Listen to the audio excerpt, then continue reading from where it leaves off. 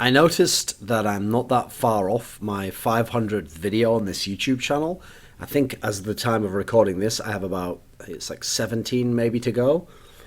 And I thought to myself, I've done many AMAs on Reddit. In fact, I'll link a whole bunch of them below. I've done them in League of Legends. I've done a Korean League of Legends one even, and CSGO, and StarCraft. So I'll link a load of those below if maniacs want to read those. Some of them obviously years ago. CSGO one was actually fairly recently. But I thought I hadn't done a video AMA actually. So this is going to specifically be for people who subscribe to this YouTube channel, who've watched the videos here. It's going to be a different audience to give me the questions for the AMA. And I will publish it as my 500th video. I mean, I might fuck it up. I might do it as like 501 or 502. Or maybe it turns out that I actually have 500 videos in the back end, but some of them are private and it's so far back I haven't noticed. Who cares? I'm going to roughly try and do it for the 500th video. And obviously that gives you a little bit of time to submit the questions. Now the questions are going to be submitted on this video in the comment section below. So people who want to submit questions there. People obviously who want to help those questions get asked, read through, thumb up the comments you like, thumbs down the ones you don't like and don't want to see. In terms of making questions, I always say this in my written AMAs, it doesn't matter what you want to ask. I think it's possible to say or to answer most questions. But if you want an answer, you've got a much better chance of getting an answer if it's something that's like heartfelt and earnest. It's polite, like even if it's something that's critical, if you do it in a polite manner, the person very likely will answer you. If you do it in an aggressive, confrontational manner, the person very likely won't answer you and they'll think, fuck this idiot, and just pass over your comment and life itself, and the sun will move away and you'll feel that coldness of no warmth of the connection from your God, me. So, or as a third thing, I'd probably just say, try and make it original. Like if you make an interesting question, just something that piques my interest or something that I never really talked about publicly, these are things I could certainly discuss. I will say in general, keep it roughly related to esports or journalism, which obviously are my main fields and are the main ways I'm expressing myself through this YouTube channel. I told you in the future, I mentioned this in my 200,000 subscribers video, in the future I'm going to have a second channel. It's all in the works. And that will be about more general stuff and other areas of life. But this is not really the appropriate place for ridiculous tangents or overly personal questions that have nothing to do with esports or journalism. This channel is about expression through the fields of esports and journalism related to esports in large part. So I also, as another detail, I'm not someone who will ever reward what I think are like shit questions, basically. Like, for example, if you just ask something like tits or ass or Pepsi or Coke, I don't care if that has 500 thumbs up. I'll never waste my time on that question unless I think it's of some value. So I just wouldn't waste your time with those ones. I actually think as a general point for AMAs, that's where a lot of people fall down, is that they themselves might agree, well, that's a stupid question, isn't it? Of course, it's a waste of our time, and yet they then answer it. Well, guess what? I don't answer it. I mean, one time someone in one of my AMAs, I think it was League of Legends, asked some stupid question like, fuck, marry, kill. It was like Reggie, someone like that. So I didn't bother answering that one. I thought it was a waste of time. So, like I said, I'll link to the other AMAs below if people want to get some of my background, or maybe it'll spark an idea for a question they want to ask that wasn't asked before. Now, in terms of having almost reached that amount of videos, like obviously I've done videos in the past when I hit 100,000 subscribers, 200,000 subscribers, but in terms of hitting 500 videos on this YouTube channel. Now, bearing in mind I started this channel, like I opened the account in 2009 or something, but that was just to use YouTube as a user. In terms of actually putting videos on it, like I put a few out in like from 2012 onwards, but that was just like the odd one that had nothing to do with League of Legends, StarCraft. Let me think, is that it? I think that's it. Those are the ones that I used to do for Acer. So the ones that weren't, the ones that were like Quake or Counter-Strike, which at the time was like almost dead because CSGO was just coming out, I just put those on this channel, but I never intended to populate the channel with much. I thought it was just a place to put those videos. I didn't even monetize them at the time. I didn't understand how that worked actually. And so basically, I only started going ham and started really producing videos in October 2014 when I was fired from OnGamers, topic I've discussed many times in the other two videos, the 100k, the 200k video. And so if you actually average out 500 videos, like bearing in mind I'll hit it either by the end of this month or early next month, that averages to roughly 21 videos a month over that 2-year span. Now, that obviously doesn't include some of the insights, which are on the Insight and Esports channel. Doesn't include By the Numbers, which I used to do for League of Legends and CSGO for Alpha Draft, just on their channel, obviously. But this is the amount I've done on my personal YouTube channel. Now, one of the key reasons why I actually started doing videos on this channel, especially the Thorin Thoughts series, is I liked having the freedom of the topic. Like, I can talk about any topic, I can talk about any depth I want, I can go on any little digression I want. It doesn't have to be super neat. It's not like a written piece where I have to have talent in the execution. Sure, over time I've tried to develop what I think is an interesting style of speaking and structure my thoughts in a formulaic manner so that there's a rhythm and a routine there if you follow my work. But I like the freedom of it, the freedom of the approach even. Part of the reason I made the concept of this series, believe it or not, initially was to make short videos. I thought they were going to be 5 and 10 minutes. I often thought they would tie into a written article because my main medium was written articles at that point in time or interviews.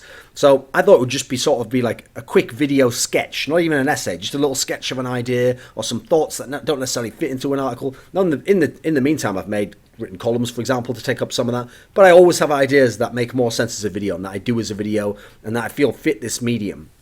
So that's been one of the things I've enjoyed. And so not only is that the case, but I never intended for it to necessarily have success. It was something for me to do to work through this medium, to see what I could do with short videos, etc. And so as a result, one of the things I've really enjoyed and one of the reasons I did it is I want to learn on the go. I want to start, I want to figure things out as I went on and see what there was to this and see how much depth there was to it and how far could it go. I never expected it to go this far and to have this many videos and this much success and etc. etc. But that's what happened. So this is the path we've gone down. The reason I've got to 500 videos within like a 2-year span is that I had a grinding approach. I had that mentality that you should have if you ever start a new game that's a competitive game that has some sort of ranked or ladder system, which is you've got to be willing to put in mad amounts of games, or hours in this case, a lot of effort, applied effort though. So you're putting in effort, but you're trying to improve, and you're willing to lose and willing to make mistakes. Like, I've never understood that logic of like ladder anxiety, people who say that. It's not something I've ever had because I enjoy playing the game and I enjoy testing myself against people who are better than me. And you know what? If I do badly in a game, I can accept that maybe I'm not at that level yet and I'm willing to work to get to that level. I think part of ladder anxiety is denial of what people's actual rank is. They think, oh no, but if I play, but I'm tilted and I might have some bad games and my rank will go low. Guess what? That's probably your rank then. If you look, remember your rank is your overall performance over all the games you play. If you only play every second Monday when you feel really good, when the mate just jerked you off, well, guess what? In that scenario, that's not actually how good you are at the game. You're limiting what you're doing. And all those other people who just play all the time, they're at their real level and you're actually boosted, essentially. You're inflated from where you actually are. So in this sense, I've never had that approach. Like, my approach, as you've seen by the 500 videos in 2 years, is I do videos and try and improve. And part of how I improve is I do more videos and I try new things and I'm willing to fail. I'm willing for things to go really badly, but to learn from my mistakes and to continue on and to not nail an execution on something, but to go, okay, you know what? I'm not just going to throw that video in the bin. It has some value to it. Even as an exercise, it has some value to it. I'll learn from that. Maybe people will give me good feedback on it. Maybe someone will make a good counterpoint with someone else in the industry. I'll continue on. The next video will be better. Maybe I'll redress that topic in the future when I've had different thoughts on it. It is my thoughts. That's the whole point of the series. And thoughts should be ever evolving, should be ever questioned. But also you have to think a lot. Like, one of the key things about ideas that I've noticed in life is people who don't have many ideas value ideas incredibly highly. Like, they think once you have an idea, you have to hold on to it, not let anyone else take it. Like, you have to tell everyone, this is my idea, and then you have to like really craft what you do with it and get the most out of it. No, ideas, when you have a lot of them, they're very throwaway. The key to having a lot of ideas is to just have a lot of ideas. As in, when you have one that's really good, great. You do with what you can with it, you enjoy it, you experience it, you're trying to learn from it, you try and apply it in some way, then you move on to the next one. And some of those aren't going to be as good, but as you keep going through more and more and more ideas, it's like building up a muscle. There's a mental gym, and as a result, you get to a point where you can have lots of ideas all the time. And some of them are good ones, but you don't have time to do that even, or you put that in your mind for later to maybe one day and you'll never get back to it. And some of them are so vibrant and so vital that you reach out and you grab them right now and you work with them right now. And some of them are just fun to work with. They're not even the big ideas, you know. But that's the point. When you get to that mentality, that's not a scarcity mentality, it's an abundance mentality. You have more ideas, and you know, at that point in time, I mean, I do this often. I'll sometimes just DM one of my friends in the industry and I'll tell them, oh, like, I think this would be a really great topic for you. Like, I think you would be the best person in the field to do this, and obviously no pressure, you know, I'm not telling you have to do it, but I think you could really nail an article about this, or what if you did a video about this, or I'd love to read your thoughts on this topic. Because I mean, that might be an idea that's a cool idea for a topic, but maybe I wouldn't execute as well as them, or maybe it wouldn't be as interesting, or maybe my thoughts are like not bad, but I really want to see that person do it, and I want, as a result, I give them the idea, because it's all a free exchange. It's just ideas, right? And also, 99% of the success of an idea is the actual execution of doing the idea. It's not just having the idea, which is another area where you can tell if people aren't very creative. They think that just having that, well, I had that idea as well. What, the idea for a fucking robot that can fly through the sky? Well, guess what? I think I'll give credit to the guy who made a robot that flies through the sky. Your idea was the equivalent of me like holding up a crayon thing. Yep, that. What is it though? You know, the round body and the legs. Yeah, but what is it though? Robot. Yeah. What is it though? Robot. Yeah, but we don't have robots, so how would it work? Like that. You didn't invent a robot, okay? You just made a sound there. You had the most basic conception of it. You did not. Anyway, that's a digression, and also an allusion to I think it was a Ricky Gervais bit. I can't remember. So the grinding approach, I think, is quite vital, and it's why I've arrived at 500 videos and why they've improved in general. The overall trajectory is going up. You might not like some of them, whatever. I don't like some of them. Life goes on, doesn't it? Suck it up. Because one of the funny things is, I know a lot of other people who start out in the medium of doing videos, or they want to do videos, and they'll say ridiculous things to me, like, oh, yeah, I'm just not as good as you doing videos. Guess what? I was crap when I started doing videos. The first ones, some of them are just long, or I don't really necessarily make the best points in them. Definitely don't have the same formula I have now. I haven't learned from the same mistakes. I don't flow the same way. I don't weave in little like analogies and sports things all the time like I do now. I didn't have the same skill set at that time. So the part of the way I got to this point is by doing lots of videos, is by grinding. Other people really think to themselves like, oh, trying to compare their videos at the beginning to mine now. Well, that was ridiculous. I'm hundreds of videos ahead of you and practice execution and thought about what I'm doing. Essentially, I've had hundreds of lessons from myself. I mean, it sounds arrogant that way, but yeah, I can only learn from myself. But how could you do that, though? In the future. Anyway, whatever. I've transcended the impermanence of time to teach myself, because ultimately, who could teach me better, right? Maybe I'll learn from that. Maybe that's arrogance. Maybe that's hubris. And me in 5 minutes will learn from that and move on in life. And in doing so, though, actually show that I was right and learn from myself. See, can't lose, can I? So, yeah, the point is, you can't expect initial success on some monumental scale. You've got to do things and fail before you figure out what you do wrong, what its success even is relative to the reference point of your failure, and then move from failure towards success, whatever success may be for you. It shouldn't necessarily be number of hits or amount of revenue earned off a video. It should be how good the video is. And then if you want to connect with people, or you want to communicate something, how well did I communicate it? How well did I connect with people? From all these things, a byproduct is that you will have success in terms of numbers, or you'll have success in terms of money. And if you don't, you'll have made something good, right? Ultimately, if you make something good and it doesn't succeed in terms of money or numbers, who gives a fuck? You still did something good, right? Those are 3 ways to succeed. It doesn't have to be all 3. It doesn't have to be specifically one of the 3, unless you decide it does. I personally don't. That's not why I do these things. And so, added into the grinding mentality, and the fact that other people don't do as many videos, is people have this like high-tech mentality when it comes to making videos. Like, you wouldn't believe how many people in the esports industry could make these videos. They're perfectly suited to, they're commentators, they're writers, they're journalists, and they would be ideally suited to start doing this, and they would follow a journey like me. And I don't know where they'd get to, but they would definitely improve if they applied their mentality for their other area of work to this and did a lot of it, grinded.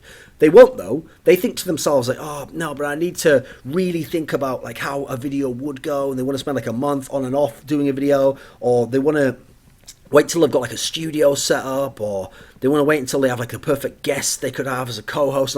No, you can get all those things in time. And not only that, the success of your project as an initial low-tech, just you on a camera and working things out and getting better. First of all, when you get to the point that you have those things, you're going to be better. And secondly, it's going to attract those things towards you because you're making it clear to the universe, not in some mystical sense, just literally, that this is the direction you're going, and people will be able to see what you're doing, go, oh, I can see what you're doing there, yeah, I'll be involved, or oh, I can help with an overlay, or oh, here's how you increase your production, or here's the microphone or the video to get, this is what will buoy you up, this is what will push you along the path if this is where you want to go. You don't have that. I always start in all my projects with this low-tech mentality. I just start with whatever I have now, something I want to do, so I start doing it. And then over time, I figure it out. Now, I haven't got to a very high-tech level. There's some other reasons for that.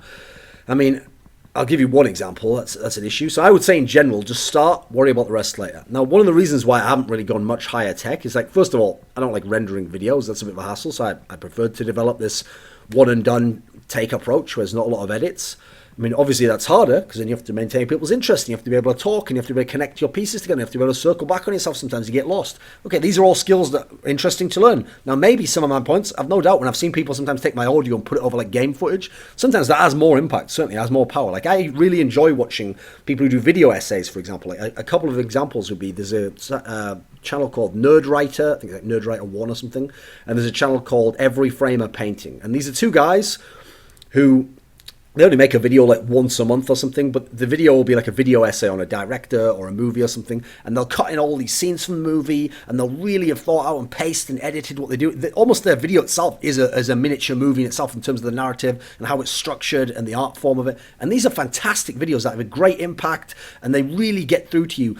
But the things they're saying are fantastic and could be said like this, but they've gone to this extra effort. Now, sure, it would be cool to do that, and obviously they have now set up a medium through which they can do that, and even a financial structure that makes sense to do that. But one of the issues I have with that is, it seems, and especially from Googling it, like there are a lot of issues when you start using other people's content like they do, like video footage, etc. You have to be a master then of like fair use and where it applies and how to counterclaim ID. Like this is all stuff that for me, at least at this point in my life, I don't want to do. It's a hassle. So I haven't done it so far because I don't really want that to be a scenario where now I'm getting copyright strikes and people fucking with me over that.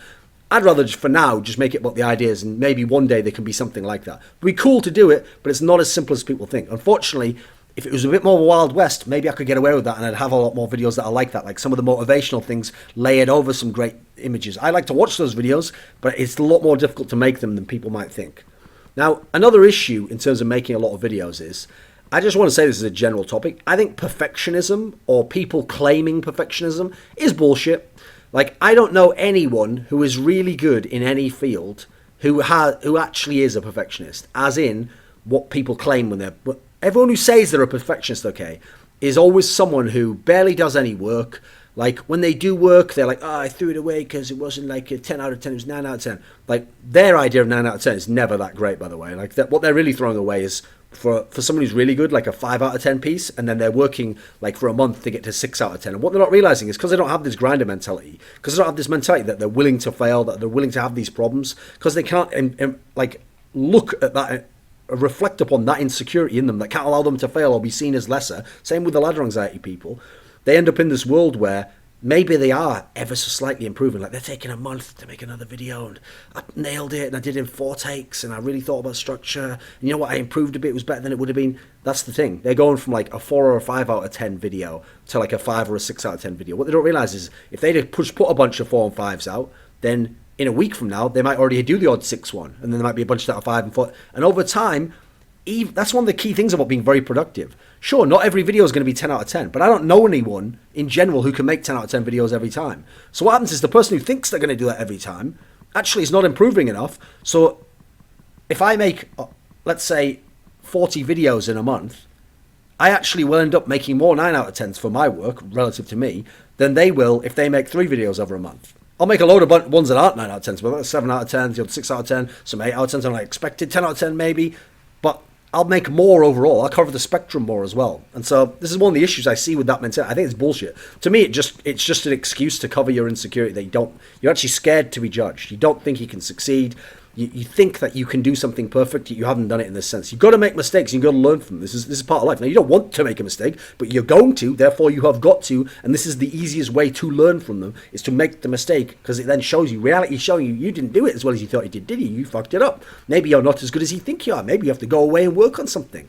Experience is vital. This is one of the areas, creative work, I mean, you can call it art at the highest level. Obviously, this isn't like the same as making a fucking Tchaikovsky or something, is it? Some sort of symphony. But it's art in its own way. It's expression. Is one of the fields, one of the domains where experience is absolutely vital. You cannot go without it. Like, sure, you can learn some things and you can prep yourself using theoretical knowledge or just learning from reading about other people or hearing about other people. But ultimately, doing it yourself will always be that experience, that raw experience, and then trying to improve from it, applied effort, will always be the ultimate way to improve and the ultimate way to get where you want to go. Because this is one of those areas like talking to girls, so picking up people from the other sex, psychedelics. You can read all you want, right, about art. Like, you could read 1,000 books about how to play a guitar. If you've barely ever played a guitar, you're not going to be Jimmy Page. It doesn't matter. Now, you might And you might never be Jimmy Page anyway, but you might be incredible on your own without ever reading a book, actually. Now, I would say mix a bit of the two in, but obviously it's absolutely vital that you play the guitar and that you continue to improve and learn to play the guitar and dedicate yourself to it. Likewise, if you want to talk to girls, you can read every book, watch every video on the internet. If you don't actually just go out there, make some mistakes, talk to them, get comfortable in that world, grind, start to go up, not literally grind it, yeah, back it up, go, yeah, whatever. So, but grind in terms of like put in lots of effort, be willing to fail a lot of times, then again, you're not going to get very far in that sense. In fact, actually, it might frustrate you more because you'll get this perfectionist mentality, but I want to really nail it and I want to like to, again, I want to really nail it, yeah, whatever.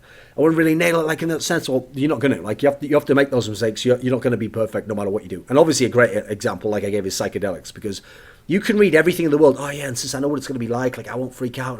You have no fucking clue what's going to happen. Because again, as with all these things, when you're in that moment and you don't have the comfort and the satisfaction of sitting back and going, oh, I'm protected now because I'm not actually doing something. I'm just thinking about what it would be like to do something. I don't have to download that thought from my brain into words or actions and then show people in the world other fucking like talking primates using like little mouth noises and vibrations through the air or just signals. Look, same, different. Like, I don't have to do that and then communicate a fucking dense idea from my brain into theirs, hopefully decoded by the same dictionary. Guess what? That's pretty fucking hard. So it doesn't matter how much you've learned about it or read about it. It's not going to help you in the way that experiencing it actually directly will, and then reading and then applying and then improving. So these are just a few tips for anyone who wants to get into this field, who wants to make videos, and this is how you get to 500 videos in this amount of time without them, oh well, that's my alarm, without them just being shit or whatever. Yeah, just without them being shit or whatever. Some of them are good or whatever. So yeah, I'll be doing that AMA when I reach 500 videos, and put the questions below and all that jazz.